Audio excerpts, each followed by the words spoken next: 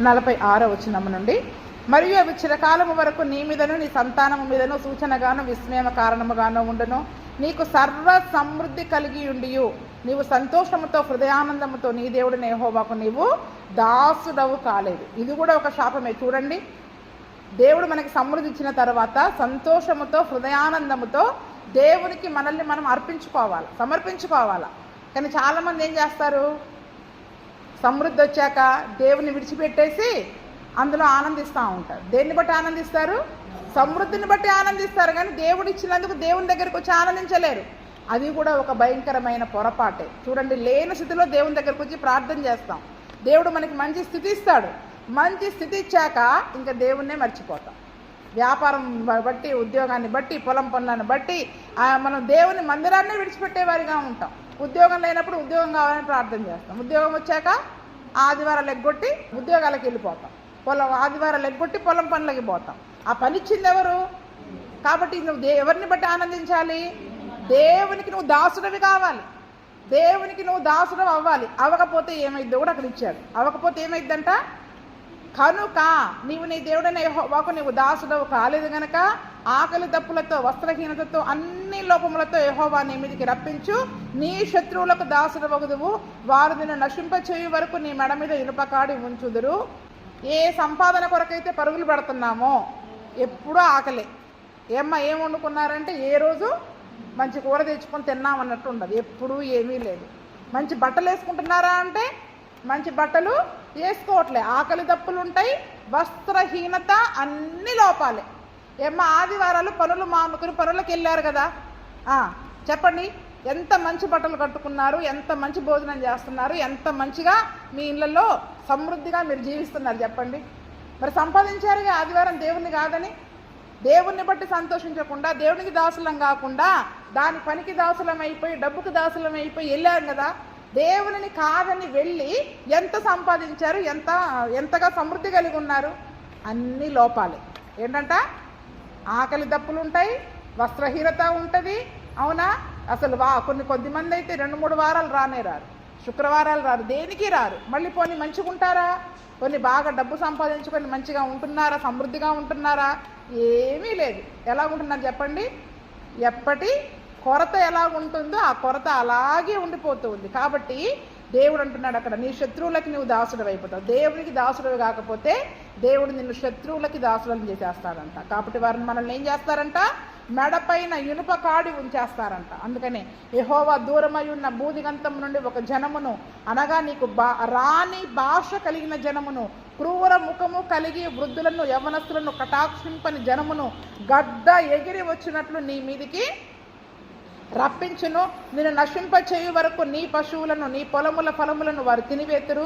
నిన్ను నశింపచేయు వరకు ధాన్యమునే గాని, ద్రాక్షరసమునే గాని, తైలమునే గాని, పశువుల మందలనే గాని, గొర్రె మేకల మందలనే గాని నీకు నిలవనియ్యరు. మరియు నీవు ఆశ్రయించిన ఉన్నత ప్రాకారములు గల నీ కోటలు పడు వరకు నీ దేశమంతటా నీ గ్రామములన్నిటిలో వారు నిన్ను ముట్టడి వేయుదురు. నీ దేవుడైన యెహోవా నీకు ఇచ్చిన నీ దేశమంతటను, నీ గ్రామములన్నిటిలో నిన్ను ముట్టడి వేయుదురు. అప్పుడు ముట్టడిలో నీ శత్రువులు నిన్ను పెట్టు ఇబ్బందిలో నీ గర్భఫలము, అనగా నీ దేవుడైన యెహోవా నీకు ఇచ్చిన నీ కుమారుల యొక్కయు కుమార్తెల యొక్కయు మాంసమును నీవు తిందువు. చూడండి ఎంత భయంకరంగా ఉన్నాయి శాపాలు. అసలు వినడానికి కూడా చాలా భయంకరంగా ఉన్నాయి. దేవుడు ఏం చేస్తాడంట? ఆయన మాట వినకపోతే దూరముగా బూదిగంతం నుండి ఒక జనాన్ని నేను మీకు రప్పిస్తా. అంటే ఒక శత్రువులని, వేరే ఇతర దేశపు రాజులని మీ దేశం మీదకి నేను పంపిస్తా. వాళ్ళ భాష కూడా నీకు రాదు. ఏంటంట? వాళ్ళ భాష కూడా నీకు రాదు. అందుకని ఏమంటున్నాడు? నీకు రాని భాష కలిగిన జనమును. ఒక శత్రురాజు మన మీదకి యుద్ధానికి వచ్చినప్పుడు, ఇజ్రాయేల్ దేశం మీదకి యుద్ధానికి వచ్చినప్పుడు ఇజ్రాయేలీలు మాట్లాడేది హెబ్రీ భాష. ఏం భాష?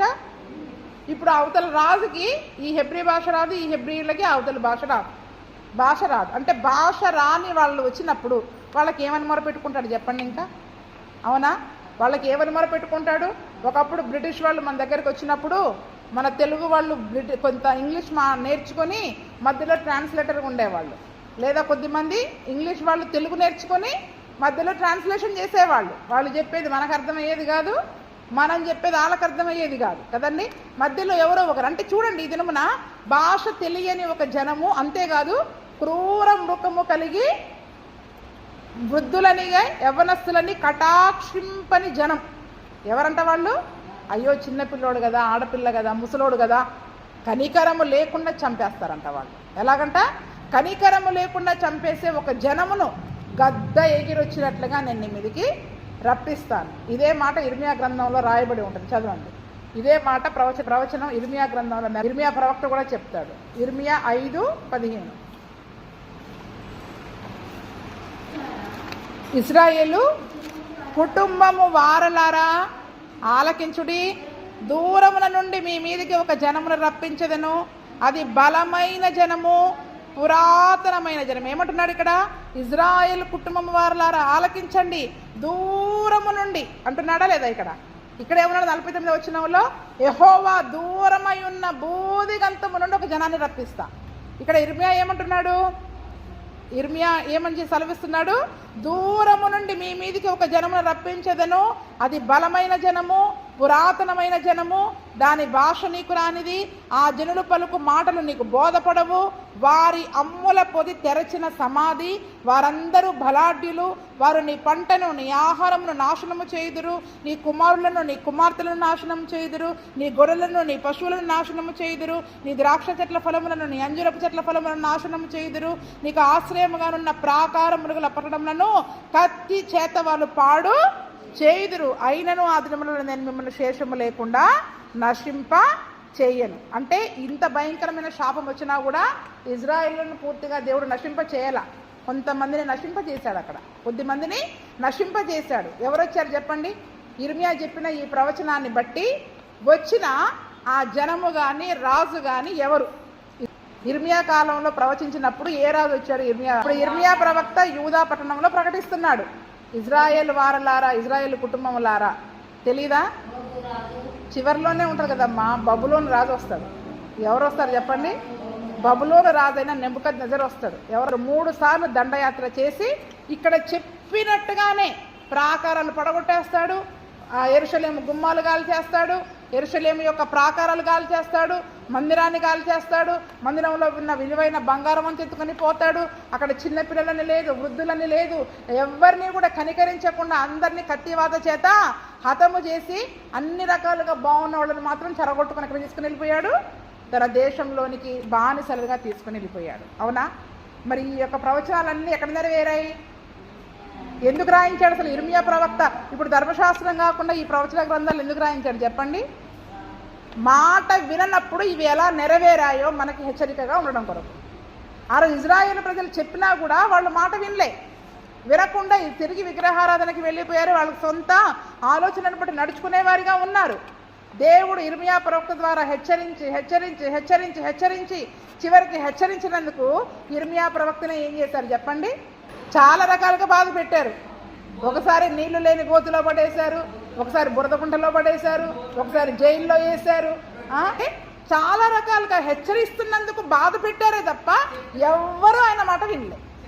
ఈరోజు హెచ్చరిక కానీ గద్దింపు కానీ మన దగ్గరికి వస్తే మాట వింటామా మనం? మళ్ళీ నన్ను ఇంత మాట అంటారా, నాకు ఈ శాపం వస్తుందని అంటారా, నాకు ఈ ఉగ్రత వస్తుందని అంటారా, ఇదే శరీరానుసారమైన మనస్సు అని వాళ్ళు కూడా ఆ రోజు అలాగే ఎగిరారు. ఎగిరి చివరికి ఏం చెప్పారు? దేవుడు చెప్పినట్టుగానే బబులోను రాజుని ఇజ్రాయేల్ దేశం మీదకి పంపించాడు. అదే క్రూర ముఖము కలిగిన వారంటే వాళ్ళు చాలా భయంకరమైన ముఖం కలిగిన వారంట. అంటే అసలు ముఖం చూడగానే ఎంత క్రూరంగా ఉంటారంటే చిన్నపిల్లలు కూడా భయపడి పారిపోతారు. కొద్దిమంది ముఖం చూసి చూడండి ఎంత భయంకరంగా ఉంటుందో. కనికరం ఉండదు, జాలి ఉండదు, దయ ఉండదు. చిన్నపిల్లలని లేదు, వృద్ధులని లేదు.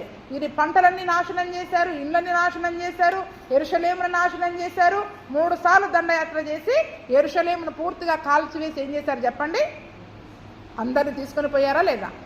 యూదా ప్రజలను నెబుకద్నెజర్ రాజైన బబులోను రాజైన నెబుకద్నెజర్ పట్టుకుని వెళ్ళిపోయాడు. ఇజ్రాయేలు ప్రజలను అష్షూరు రాజు పట్టుకెళ్ళాడు. ఎవరు తీసుకెళ్లారు? అష్షూరు రాజు పట్టుకుని వెళ్ళిపోయాడు. ఆ తర్వాత చాలా మంది పారిపోయిన వాళ్ళు పారిపోయారు. కానీ అక్కడ మిగిలిన శేషాన్ని మాత్రం ఏం చేశాడు దేవుడు? ఇజ్రాయేలులని అష్షూరు రాజుకు అప్పగించాడు, యూదా ప్రజలని బబులోను రాజుకు అప్పగించాడు. అలాగా వాళ్ళు 2 దేశాలకి చెదరగొట్టబడిపోయి దేశం అంతా 70 సంవత్సరాలు పాడైన దిబ్బగా ఉంది. ఎప్పుడు నెరవేరింది ఇది? ఈ ప్రవచనము ఇర్మియా కాలంలోనూ నెరవేరింది, ఆ తరువాత యేసు ప్రభు వచ్చి వెళ్ళిపోయినాక క్రీస్తు శకం 70వ సంవత్సరంలో కూడా నెరవేరింది. క్రీస్తు శకం 70వ సంవత్సరంలో కూడా నెరవేరింది. ఆ తర్వాత మళ్ళీ యూదులందరూ కూడా తర్వాత మళ్ళీ వారి 70 సంవత్సరాల తర్వాత మళ్ళీ మందిరం కట్టబడింది. కట్టబడిన తర్వాత మళ్ళీ చాలా చోట్ల నుంచి ప్రజలు వచ్చి ఇజ్రాయేల్ దేశంలో ఆ రెండవ మందిరాన్ని ఏం చేశారు? ఎజ్రా నెహెమ్యాల కాలంలో మందిరాన్ని కట్టాక తిరిగి కొద్దిమంది నివాసం ఉన్నారు. ఆ తర్వాత తరాలు మళ్ళీ యేసు ప్రభువునందు విశ్వాసం ఉంచలేదు. అప్పుడు రెండవసారి ఇదే ప్రవచనం నెరవేరింది. మొదటిసారి బబులోను రాజు, రెండవసారి ఎప్పుడు నెరవేరింది అంటే దగ్గర యేసు ప్రభు పుట్టక మునుపు ఎవరు వచ్చారంటే రోమా సామ్రాజ్యం వచ్చేసింది. ఎవరు వచ్చేసారు? రోమా సామ్రాజ్యం వచ్చేసి ఇజ్రాయిలులందరినీ కూడా ఇజ్రాయిలులంతా కూడా తమ కంట్రోల్లోకి తీసేసుకొని రోమా పరిపాలన అనేది ఇజ్రాయిల్ దేశంలోనికి వచ్చేసింది. అందుకనే ఇక్కడ 43వ వచనంలో ఏమంటున్నాడు? అక్కడ నువ్వు తగ్గిపోతావు, అతను హెచ్చగుతాడు, అతడు నీకు అప్పిస్తాడు, కానీ నువ్వు అతనికి అప్పివ్వలేవు. అతడు తలగా ఉంటాడు, నువ్వు తోకగా ఉంటావు. అక్కడ రోమా సామ్రాజ్యంలో ఉన్న రోమన్లంతా కూడా ఏం చేస్తారు? ఇజ్రాయిల్ని భయంకరమైన పరిస్థితిలోనికి నెట్టివేశారు, బానిసలనుగా చేసేశారు, పన్ను వసూలు చేసేవారిగా ఉన్నారు. వారికి అప్పివ్వడము, దానికి ఎక్కువ వడ్డీలు తీసుకోవడము, అంతేకాకుండా పన్ను లాగడము, ఇవన్నీ కరుణామయుడు సినిమాలో చూస్తాం మనం, గుర్తుందా? కాబట్టి భయంకరమైన కరువు పరిస్థితి కూడా వచ్చేస్తుంది వాళ్ళకి. ఏంటంటే వీళ్ళ సమృద్ధినంతా ఎవరు దోచుకుంటున్నారు? ఇప్పుడు రోమన్లు దోచుకుంటున్నారు. వీళ్ళకి భయంకరమైన కరువు, తినడానికి అన్నము లేదు, కట్టడానికి పన్ను లేదు, ఏది దేవుడు వాళ్ళకి ఇచ్చిన ఆ సమృద్ధిని అనుభవించలేని స్థితిలోనికి వాళ్ళు వెళ్ళిపోయారు. ఆ యొక్క రోమా సామ్రాజ్యం వాళ్ళు కూడా, ఎందుకంటే వాళ్ళ యొక్క దేశాల యొక్క సింబల్స్ ఈ యొక్క గద్ద సింబల్స్ అనమాట. బబులోను దేశమే కానివ్వండి, ఇంకా ఉన్నాయి 4-5 దేశాలకి కూడా ఈ యొక్క గద్ద సింబల్ వాళ్ళ దేశానికి చిహ్నంగా ఉంది. బబులోను దేశానికి కానీ రోమా సామ్రాజ్యానికి కానీ గద్ద వాళ్ళ ఫ్లాగ్ మీద ఉండేది, వాళ్ళ జెండా పైన ఉండేది ఏ సింబల్ చెప్పండి? గద్ద. అందుకనే క్రూర మృగము కలిగి గద్దలాగా వచ్చి నిన్ను మొత్తం దోచుకుని వెళ్ళిపోతాడంట. అదనమాట. అంటే 2 సార్లు ఆ ప్రవచనము ఇజ్రాయేలుల జీవితంలో. మొదటిది నెబుకద్నెజరు రాజు, బబులోను రాజు నెబుకద్నెజరు వచ్చి వాళ్ళందరినీ కూడా దోచుకుంటాడు. రెండవసారి క్రీస్తు అంటే ఆ రోమా సామ్రాజ్యం ఉన్న కాలంలో కూడా ఆ రోమన్లు వీళ్ళపైన వచ్చి ఆధిపత్యం చెలాయించేసి ఏం చేస్తారు చెప్పండి? భయంకరమైన పరిస్థితిలోనికి వాళ్ళని తీసుకొచ్చారు. కరువు వచ్చేసింది వాళ్ళ దేశంలో. ఏమొచ్చేసిందని చెప్పండి? కరువు వచ్చేసింది. అందుకే ఇప్పుడు 53వ వచనంలో ఏమంటున్నాడు? అప్పుడు ముట్టడిలో నీ శత్రువులు నిన్ను పెట్టు ఇబ్బందిలో నీ గర్భఫలము అనగా నీ దేవుడు యెహోవా నీకు ఇచ్చిన నీ కుమారుల యొక్క కుమార్తెల యొక్క మాంసమును చూడండి, అంటే పిల్లల యొక్క మాంసాన్ని కూడా తినే భయంకరమైన పరిస్థితుల్లోకి ఆ యొక్క దేశం వెళ్ళిపోయిందంట. సమృద్ధి గల స్థితి నుండి కరువు, ఎంత భయంకరమైన కరువులోనికి వెళ్ళిపోయింది. ఎంత భయంకరమైన కరువు చూడండి, అంత చాలా భయంకరమైన కరువు. ఇంకా మనం ఇప్పుడు 54వ వచనంలో చూసుకుంటే మీలో బహు మృదువైన స్వభావమును అతి సుకుమారమును కలిగిన మనుషుని కన్ను తన సహోదరుని ఎడలను తన కౌగిటి భార్య ఎడలను తను చంపక విడుచు తన కడమ పిల్లల ఎడలను చెడ్డదైనందున. కన్ను ఎలాగైపోద్దని చెప్పండి? చెడ్డ కళ్ళు వచ్చేస్తాయి, మంచి కళ్ళు ఉండవు ఇక అప్పుడు మనకి. అంటే ఎక్కడ దొరికితే ఏ రకంగా చంపుకొని తినాలి. ఆకలి కొరకు పంట లేదు, పంటంతా నాశనం అయిపోయింది. ద్రాక్షరసం లేదు, పంట లేదు, కూరగాయలు లేవు, భోజనం లేదు. చివరికి వచ్చిన కరువు, ఆ కన్ను ఎంత చెడ్డదైపోద్దంటే ఎక్కడ ఒక మనిషి దొరికితే వాడిని చంపుకొని తినాలి. అది భార్యే కానీ, భర్తే కానీ, కూతురే కానీ, కొడుకే కానీ, ఒక మనిషి దొరికితే ఆ మనిషిని కూడా చంపుకొని తినేంత పరిస్థితికి నిజంగా వాళ్ళు మారిపోయారంట ఆ రోజుల్లో. ఈ పరిస్థితి ఎప్పుడు వచ్చింది చెప్పండి? పరిశుద్ధ గ్రంథంలో కూడా ఒకసారి ఇంత భయంకరమైన కరువు వచ్చింది. 2వ రాజుల గ్రంథంలో ఉంటుంది. ఎందుకంటే సిరియా రాజు యెరూషలేమును మొత్తం కూడా ముట్టడి చేసినప్పుడు, యెరూషలేమునంతా ముట్టడి చేసినప్పుడు బహు భయంకరమైన కరువు వచ్చేస్తుంది. అక్కడ ఇది చక్కని మాట ఉంటుంది, పావురపు రెట్ట. పావురపు రెట్టని కూడా చాలా రేటుకి అమ్మేసినట్టుగా మనం చూస్తాం. పావురపు రెట్టని, అరపావు రెట్టను కూడా ఇంత రేటుకి అమ్మినట్టుగా. అంటే చివరికి పావురపు రెట్టను కూడా ఏం చేస్తున్నారు చెప్పండి? వాళ్ళు విలువ చాలా ఖరీదు పెట్టి డబ్బులు కొనుక్కొని తినే పరిస్థితికి వచ్చేసింది. అంత భయంకరమైన కరువు వచ్చినప్పుడు ఆ రాజు, ఇజ్రాయేల్ రాజు ఏం చేస్తాడు? గోనెపట్ట కట్టుకొని ఆ యొక్క ప్రాకారం మీద నడుచుకుంటూ వెళ్తే అప్పుడు వస్తుంది ఒక స్త్రీ, ఏడ్చుకుంటూ వచ్చి నాకు న్యాయం తీర్చమంటది. ఏంటి న్యాయం తీర్చాలంటే, ఇదిగో ఇంకొక స్త్రీని పట్టుకొని వస్తుంది, మేమిద్దరం మాట్లాడుకున్నాం, ఈరోజు నా కొడుకుని చంపుకొని తిందాం, రేపు నీ కొడుకుని చంపుకొని తిందాం అని అన్నారు. ఈరోజు నా కొడుకుని చంపుకొని తినేసాం నిన్న. ఈరోజు కొడుకుని ఏమంటే ఆమె దాచిపెట్టేసింది. అని చెప్పినప్పుడు నిజంగా రాజుగారు తన వస్త్రాలు చింపేసుకొని ఏడుస్తారంట. అంటే ఇంత భయంకరమైన కరువు, కన్న బిడ్డలను కూడా చంపుకొని తినేంత కరువు వచ్చేసింది ఈ దేశంలో. ఎందుకు వస్తుందంటే శాపం వల్ల, దేవుని మాట వినకపోవడం వల్ల అవన్నీ జరిగినాయి. అవన్నీ కూడా అందుకనే రుజువులుగా పరిశుద్ధ గ్రంథంలో రాయబడ్డాయి. అవన్నీ కూడా రుజువులుగా పరిశుద్ధ గ్రంథంలో రాయబడ్డాయి. కానీ చూడండి, నిజంగా మృదువు స్వభావం కలిగిన స్త్రీలే ఏం చేస్తున్నారంట, అన్నిటికంటే తల్లి ప్రేమే గొప్పది, ఆడవాళ్ళు సున్నితంగా ఉంటారు, మృదువుగా ఉంటారు అని చెప్పిన తల్లులే చివరికి కన్న బిడ్డలను చంపుకునే పరిస్థితి అక్కడ వచ్చేసినట్టుగా మనం చూస్తూ ఉన్నాం.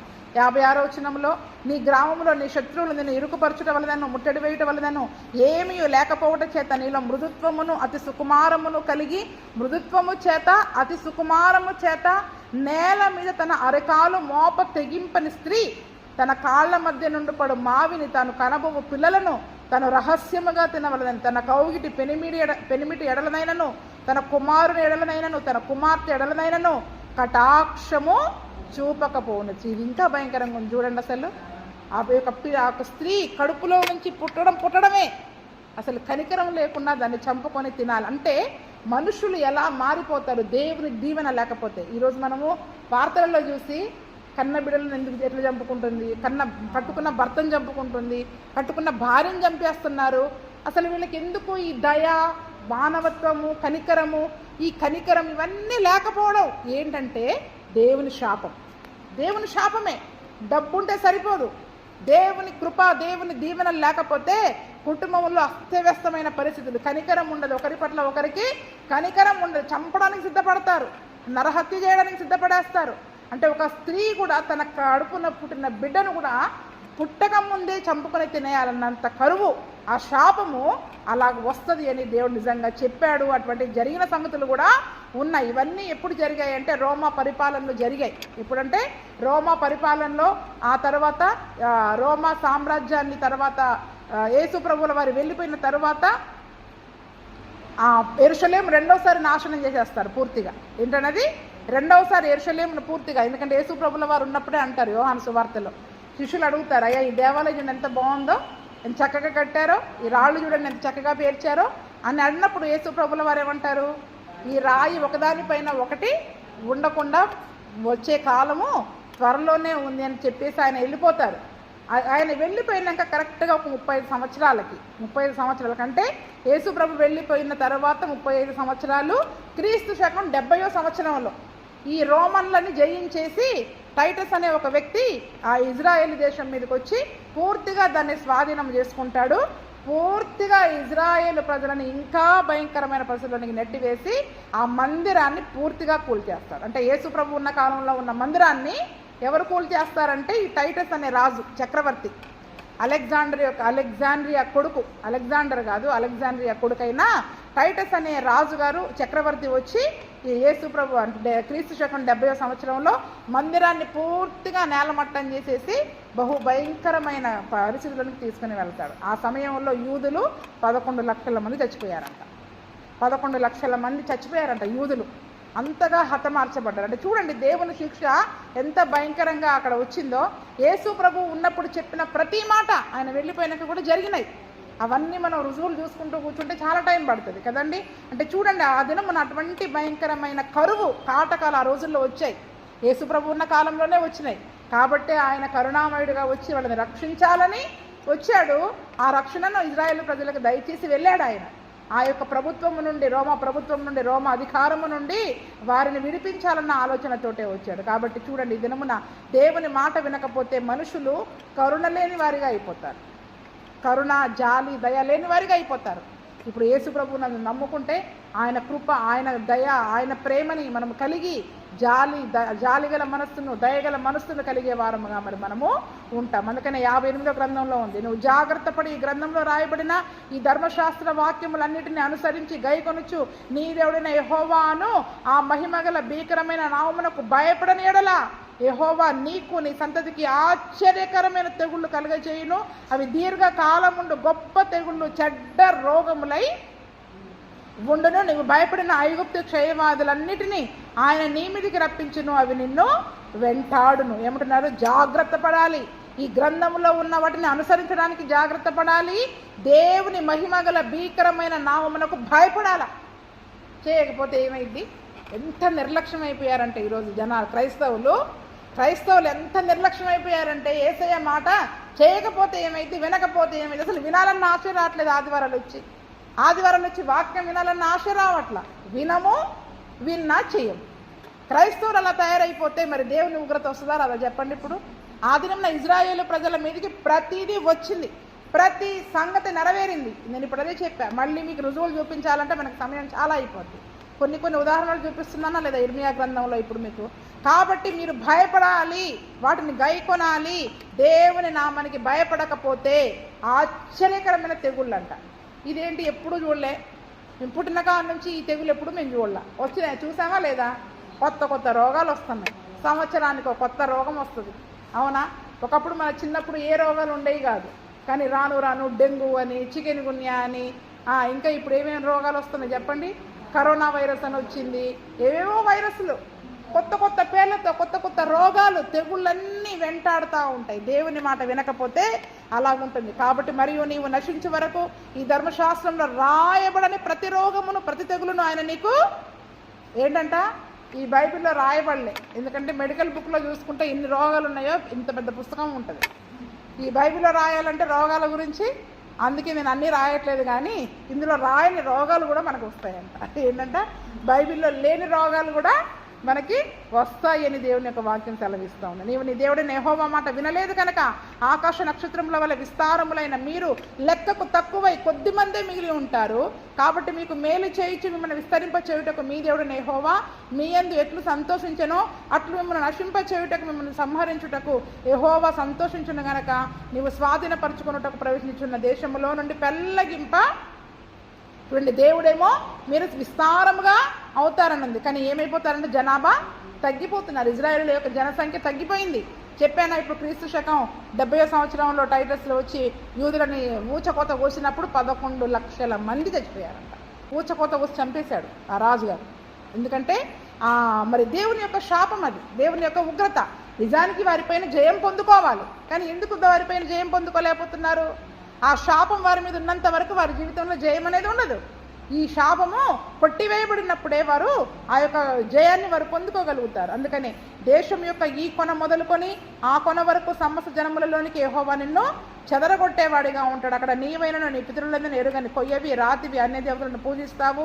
ఆ జనములలో నీకు నెమ్మది ఉండదు, నీ అరికాలకి విశ్రాంతి ఉండదు. అక్కడ యెహోవా హృదయ కంపమును, నేత్ర క్షీణతయు, మనోవేదనయు నీకు కలుగచేయును. నీకు ఎల్లప్పుడూ ప్రాణభయము కలిగి ఉంటావు. రేయింబవళ్ళు భయపడతావంట. ఏంటంట? నెమ్మది అనేది ఉండదు. రేయింబవళ్ళు భయము. ఈ భయపడడం కూడా ఒక శాపమే. ఏం చెప్పండి? భయం అనేది కూడా ఒక శాపము, ప్రాణ భయం. నీ ప్రాణము నీకు దక్కునన్న నమ్మకము నీకేముండదు. నీ హృదయంలో పుట్టు భయము చేత, నీ కన్ను చూచు వాటి చేత ఉదయమున అయ్యో ఎప్పుడు సాయంకాలం ఒగునా అనియో, సాయంకాలంన అయ్యో ఎప్పుడు ఉదయం ఒగునా అనియో అనుకుందువు. మరియు నీవు మరి ఎన్నడూ దీనిని చూడకూడదని నేను నీతో చెప్పిన మార్గమున యెహోవా ఐగుప్తునకు ఓడల మీద నిన్ను మరలా రప్పించును. అక్కడ మీరు దాసులుగా మీ శత్రువులకు మిమ్మను అమ్మ చూపుకొని వారందరూ, కానీ మిమ్మల్ని కొనేవాడు కూడా ఉండడు. ఏంటంటే చూడండి, చివరికి దేవుడు చెప్పినట్టుగా దేశంలో నుంచి పెళ్ళగించి ఐగుప్తుకి వెళ్ళొద్దు అని దేవుడు చెప్పిన ఐగుప్తుడికే ఓడల మీద పట్టుకొని వెళ్ళిపోతారంట. ఈ క్రీస్తు శకం 70వ సంవత్సరంలో జరిగిన సంగతి అదే. అంటే చాలామందిని చంపేసిన తర్వాత చాలామంది పారిపోయారు. చాలామంది ఓడలపైన ఐగుప్తుకి వేరే దేశాలకు తీసుకుని వెళ్ళిపోయి బానిసలనుగా వారిని అమ్మేశారంట. అమ్మినా కూడా చివరికి వీళ్ళని కొనుక్కోవడానికి కూడా ఎవరు లేరంట. అదే దేశంలో ఉన్న యూదులని హీనంగా చూశారంట. బహుభయంకరమైన శ్రమలు పొందుకున్నారు వాళ్ళు. 47వ సంవత్సరంలో వాళ్ళు యూదా దేశంకి వచ్చే వరకు కూడా ఆయా దేశాలలో బహుభయంకరమైన శ్రమలు, అవమానాలు, నిందలు, ఊచకోతలు గుండా గురయ్యారు. ఆ హిట్లర్కి యూదులంటే పరమద్వేషం.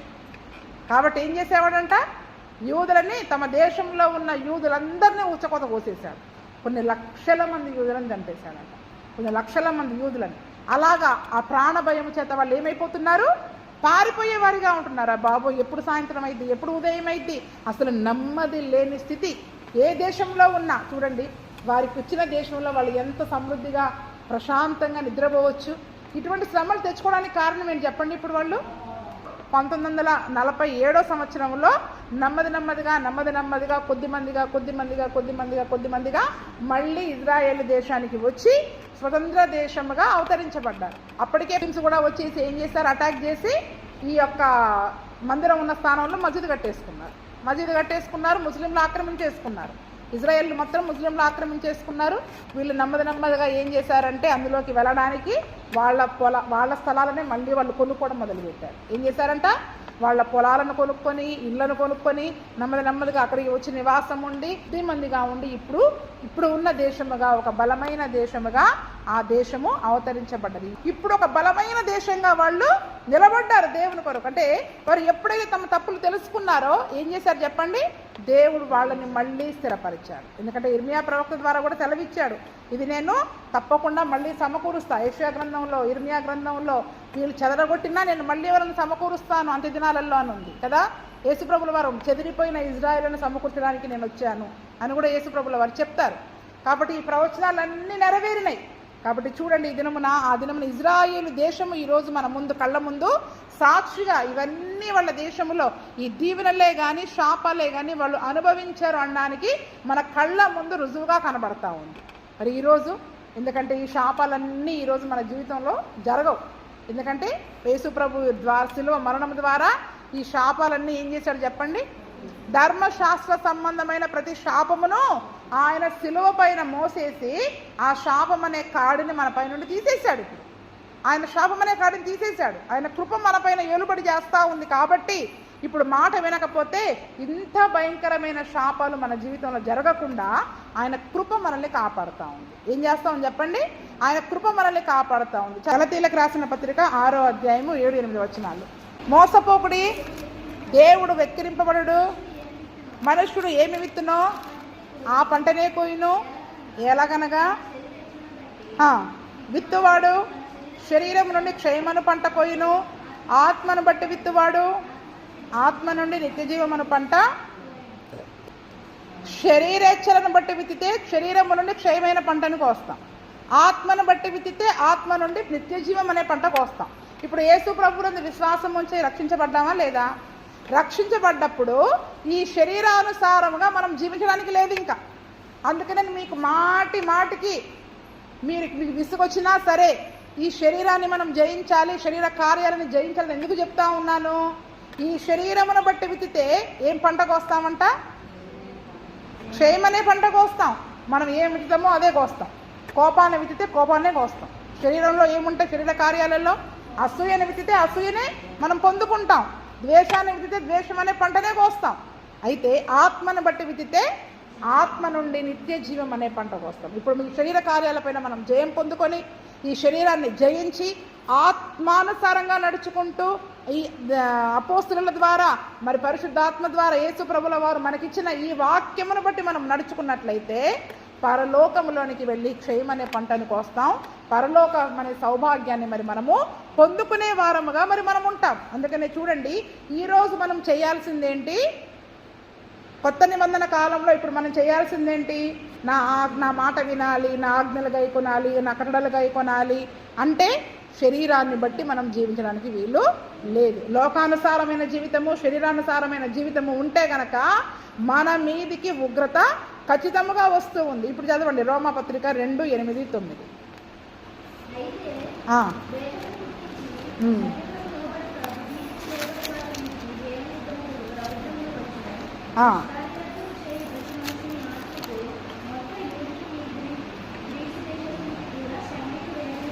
ఇక్కడ ఏమంటున్నాడు? భేదములు పుట్టించి సత్యానికి లోపడకుండా దుర్నీతికి లోబడే వారి మీదకి దేవుని ఉగ్రత రౌద్రం వస్తుంది. ఇప్పుడు శాపాలు రావు మన మీదికి. ఏమొస్తుంది చెప్పండి? దేవుని ఉగ్రత వస్తుంది. దేవుని ఉగ్రత కానీ రౌద్రము అంటే ఏంటి చెప్పండి? కోపము. ఎలా వస్తున్నాడు యేసు ప్రభుల వారు? ఈసారి నీతిగల న్యాయాధిపతిగా దండం పట్టుకొని వస్తూ ఉన్నాడు. రాజదండముతో ఆయన శిక్షించడానికి వస్తూ ఉన్నాడు. కాబట్టి ఇప్పుడు మనం సత్యానికి లోబడకుండా, ఏంటి సత్యం? వాక్యమే సత్యము, యేసు ప్రభువే సత్యము. ఆయన అన్నాడు నేనే సత్యము. ఆయన వాక్యము సత్యము, ఆత్మ సత్యము, పరిశుద్ధాత్మ సత్యము, యేసు ప్రభు సత్యము. ఆయన మాట వినాలి, ఆయన మాటకి నువ్వు లోబడాలి. అయితే దానికి లోబడకుండా దుర్నీతికి, అంటే శరీరానుసారమైన నీతి, లోకానుసారమైన నీతి, ఎందుకంటే మనం ఇప్పుడు ప్రత్యేకించబడ్డ వాళ్ళం కదా, స్వజనం కదా, ఇప్పుడు ఏ నీతికి లోబడాలి? దేవుని నీతికే లోబడాలి. దేవుని నీతికి లోబడకుండా ఈ శరీరం చెప్పిన మాట విని లోకానుసారమైన నీతి, మన శరీరానుసారమైన నీతి, మన స్వంత నీతికి లోబడితే ఉగ్రత వస్తుంది, రౌద్రం వస్తుంది. అందుకని నేను మాటి మాటికి ఎందుకు హెచ్చరిస్తున్నాను? ఇంకేసే రక్తంలో కడగబడ్డాం, అమ్మయ్య అయిపోయింది అనుకోవడానికి లేదు. ఆయన మాట వినాలి. ఎవరి మాట వినాలి? ఇప్పుడు యేసయ్య మాట వినాలి. యేసయ్య మనల్ని ఏం చేయమని చెప్తున్నారో ఆ పని చేయాలి. దేన్ని చంపమంటున్నారో దాన్ని చంపాలి. దేనిలో అభివృద్ధి పొందమంటున్నారో దానిలో మనం అభివృద్ధి పొందాలి. కాబట్టి అవి దుష్కార్యం చేసే ప్రతివాడు, దుష్కార్యం అంటే ఏంటి? సత్యానికి లోబడకపోవడమే దుష్కార్యం, వాక్యానికి లోబడకపోవడమే దుష్కార్యం, యేసయ్య చెప్పింది చేయకపోవడమే దుష్కార్యం. దానికి లోబడకపోతే ప్రతి మనుష్యుడు, వాడు సేవకులు కానివ్వండి, విశ్వాసులు కానివ్వండి, ఎంత పెద్ద ప్రవక్తలన్నా కానివ్వండి, ఎవరైనా సరే ప్రతి మనుష్యుని ఆత్మకి, మొదటగా యూదునికి, గ్రీసు దేశస్తునికి కూడా శ్రమ వేదన ఉంటుంది. ఏముంటుందని చెప్పండి? శ్రమ వేదన. గ్రీసు దేశస్తుడు కానివ్వండి, యూదుడు. ముందెవరికని చెప్పాడు చెప్పండి అక్కడ? మొదట ఎవరికి? యూదులేనా? మొదట యూదునికి, తర్వాత గ్రీసు దేశస్తునికి శ్రమ వేదన. అంటే ముందు ఎవరైతే దేవుడు ఏర్పాటు చేసుకున్నాడో వాడికి ముందు శిక్ష ఉంటుంది. దేవుని పద్ధతి ఏంటంటే ముందు నా కొడుకుని కొట్టుకుంటా, తర్వాత బయటోని కొడతా. మన పద్ధతి ఏంటి చెప్పండి? ముందు బయటోని కొడతాం, కొడుకు తప్పు చేసినా, కూతురు తప్పు చేసినా వెనకాల వేసుకుంటాం. అది మన నీతి. కానీ దేవుని నీతి ఏంటి? ముందు యూదునికి శ్రమ వస్తుంది, ముందు వేదన యూదునికి వస్తుంది. యూదులు ఎవరు? దేవుని చేత ఏర్పరచుకున్న ప్రజలు, దేవుని యొక్క జ్యేష్ఠ పుత్రులుగా ఎంచుకున్న ప్రజలు, తన స్వజనము, నా సొంత జనము. రక్తమిచ్చి కొనుక్కున్నాడు కాబట్టి హక్కుతో కొడుతున్నాడు. ఏం కొడుతున్నాడు చెప్పండి? హక్కుతో కొడుతున్నాడు. మరి ఇప్పుడు మన నీతి ఏంటి చెప్పండి? బయట వాళ్ళని నోటుకు వచ్చినట్లు అంటాం. అదే మన పిల్లలు అదే తప్పు చేస్తే వెనకాల వేసుకుంటాం. అయితే దేవుడు శిక్షించాలనుకుంటే ముందు, అందుకనే యూదులను శిక్షించాడు. యూదుల తర్వాత నమ్మిన గ్రీసు దేశస్తులకి శ్రమావేదన కలుగుతుంది. ఇదే సంగతి ఇప్పుడు పేతురు పత్రికలో చదువుకుందాం. మొదటి పేతురు 4:17. దీనికంటే 16 నుండి చదువమ్మ. ఎవడైనాను, మొదటి పేతురు 4:16 నుండి, ఎవడైనాను క్రైస్తవుడైనందుకు బాధ అనుభవించినాడలా అతడు సిగ్గుపడక ఆ పేరును బట్టియే దేవుని మహిమపరచవలను. తీర్పు దేవుని ఇంటి యొద్ద ఆరంభము కాలము వచ్చి ఉన్నది. అది మన యొద్దనే ఆరంభమైతే దేవుని సువార్తకు అవిధేయులైన వారి గతి ఏమవును? మరియు నీతిమంతుడే రక్షింపబడుట దుర్లభమైతే భక్తిహీనుడు పాపియు. ఏమండి, తీర్పు ఎక్కడ మొదలైద్దంట చెప్పండి? ఇప్పుడు చెప్పండి, తీర్పు ఎక్కడ మొదలైద్దంట? దేవుని ఇల్లు. ఎవరు దేవుని ఇల్లు? మనమే ఆయన ఇల్లు. ఎవరంట?